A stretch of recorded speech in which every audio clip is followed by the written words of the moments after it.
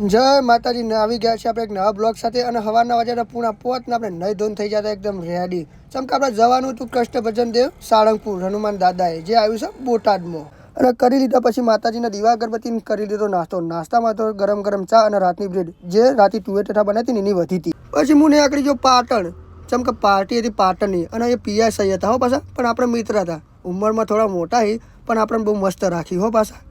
અને પહોંચી ગયો પછી હું પાટણ પોલીસ હેડક્વાર્ટર એમના ઘરે અને ઘરે જઈને પી લીધી ચા અને પછી પાછા નીકળી ગયા અમે સાળંગપુર તરફ જવા માટે પણ ગાડીમાં તો ગેસ ઓછો એટલે અમે ઊભા રહ્યા ગેસ પંપે અને ગાડીનો બાટલો કરી દીધો ફૂલે ફૂલ ગેસથી હો પાછો અને પછીથી નીકળી ગયા અમે પાછા સાળંગપુર જવા માટે અને પહોંચ્યા અમે વિરમગામ પહોંચ્યા ને તે ઉજ્યા સુરત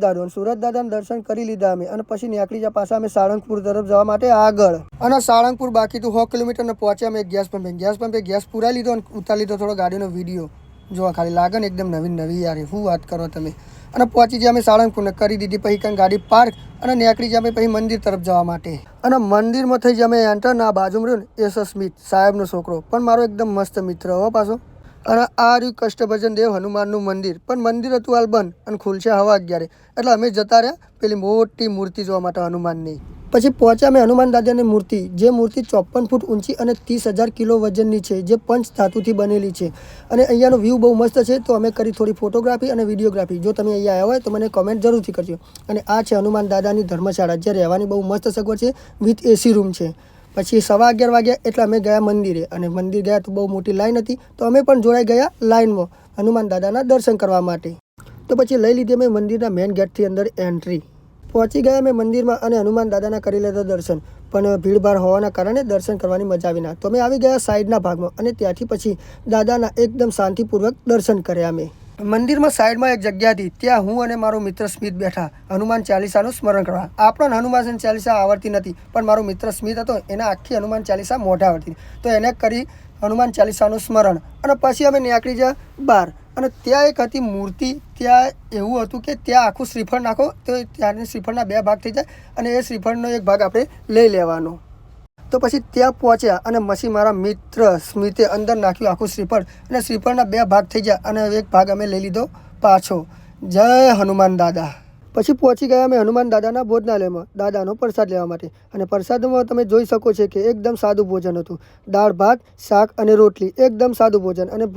દાદાનો પ્રસાદ એકદમ સ્વાદિષ્ટ હતો સાળંગપુર હનુમાન દાદાનો પ્રસાદ લઈ અમે નીકળી ગયા ગેટની બહાર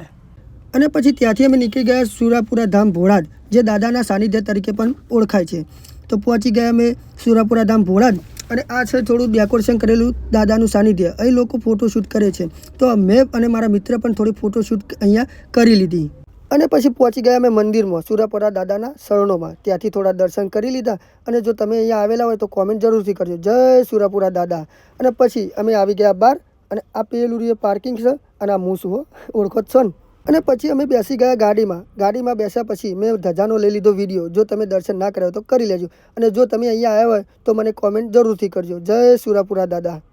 પછી ત્યાંથી અમે નીકળી ગયા નળ સરોવર જે પક્ષીઓનું અભયારણ્ય છે અને અહીંયા ડિસેમ્બર મહિનામાં બહારથી વિદેશથી પક્ષીઓ આવે છે તો પહોંચી ગયા અમે નળ સરોવરના ગેટે તો અંદર કરી અમે એન્ટ્રી